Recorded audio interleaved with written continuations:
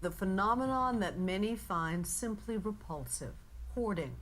Hoarders are not just extreme pack rats. No, they're truly obsessed, paralyzed by the notion of throwing away anything, things most of us would consider junk. Many of them choose to live in squalor rather than part with their possessions. Our Neil Karlinsky peered into this very cluttered world and the psychological mindset of a hoarder. For years, Janet Lamping looked around her house and saw nothing wrong. Nothing wrong with the incredible clutter that was overwhelming her family. Do you consider yourself a hoarder? I don't. No. When her husband died, she admits the stress added to her desire to buy lots of things and throw away almost nothing. We made it 2 months shy of our 31st wedding anniversary, and it was after he died that this just became a disaster. Whether she admits it or not, Janet has a problem known as hoarding, and it is a lot more complicated than you might imagine. As in so many cases, it was a loved one who called for help. Amy, thank you so much. I love you. You're welcome. Her daughter Amy was desperate. I felt completely helpless and kind of like I was watching a train wreck in slow motion every time I came home. She isn't alone. This is my bedroom. Wow. You know, you can hardly walk in here. That's right. You realize that's a little bit of a problem, right? Well, that's not as much of a problem as not being able to find stuff I'm looking for. 82-year-old Lloyd Drum has a problem too, but he's no pack rat, and this isn't a question of simple tidiness. When's the last time you cleaned up this room? Well, I'd see, about a month ago I cleaned up the area over here so I could find something that I was looking for. There are stacks of videotapes, even cardboard toilet paper rolls, and old television sets. Out back, more piles. He has a huge collection of bicycles piled up in a shed, and in the garage, a car which hasn't seen the light of day in years is buried inside. Why is it they have a hard time parting with things? Can you explain that to someone looking in who might say, boy, you got a lot of junk, you should probably just throw some of it away? I've always enjoyed things in quantity. When I have something in quantity, I feel wealthy. Now, that's not a conscious thing, it's just something I've figured out. Hoarding isn't as rare as you might imagine. It's also a phenomenon just strange enough to become a hit TV show. The A&E show Hoarders, which goes inside the cluttered world of people who can't seem to throw anything away, is a breakout hit and the network's #1 rated program. I guess you kind of adapt and you kind of get used to the clutter. It features homes overrun by everything from bugs, Bed bugs have gotten into our house, to beer cans, I say that my collection is 22,000. to rooms that look more like the aftermath of a natural disaster. Where is the bed under all of this? Yeah. In fact, some of the people they visit appear to have turned their homes into garbage dumps.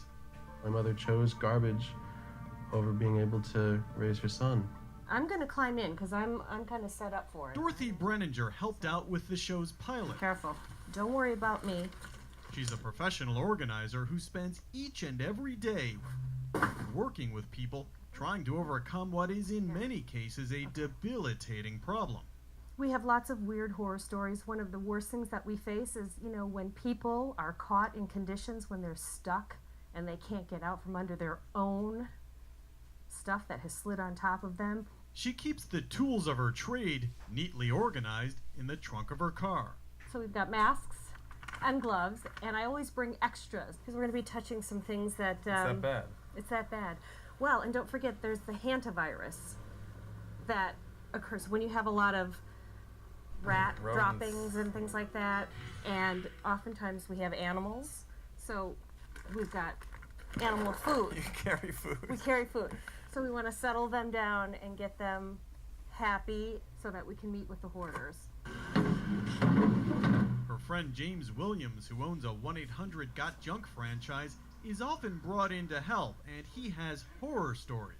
We've seen some stuff that could be rides at Disneyland. I've been called from a crew in one instance where they actually had to abort the job. It was just. What do you mean?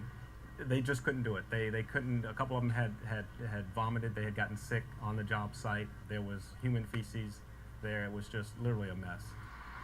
Everyone knows someone who keeps too much old junk around or has a hard time clearing away life's accumulated clutter, but those who've studied it say hoarding is different. Hoarding is a condition that is thought to be related to obsessive compulsive disorder. And this is a really severe problem that actually affects quite a few people. It's probably about 2 to 5% of the population.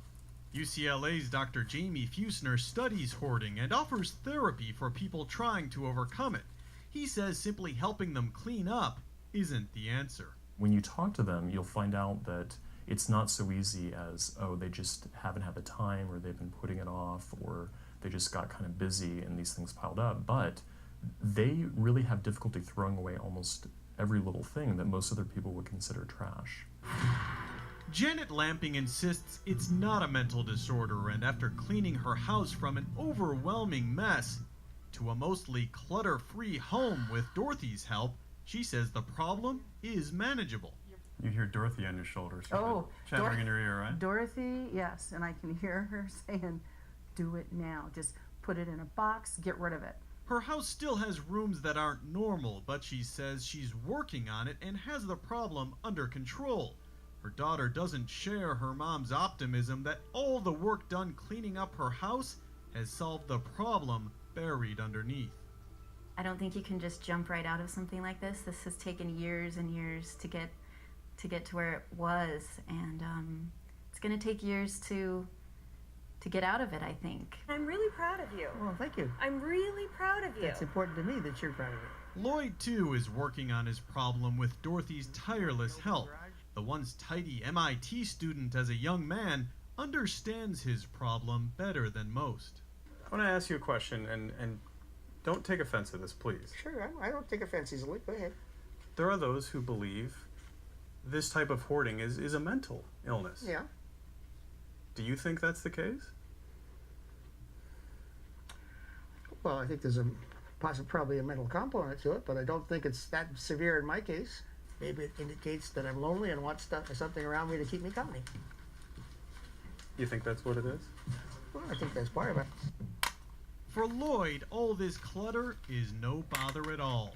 Like so many others in his shoes, a look around the house doesn't find garbage, but some of life's most important and treasured possessions. I'm Neil Karlinski for Nightline in Los Angeles.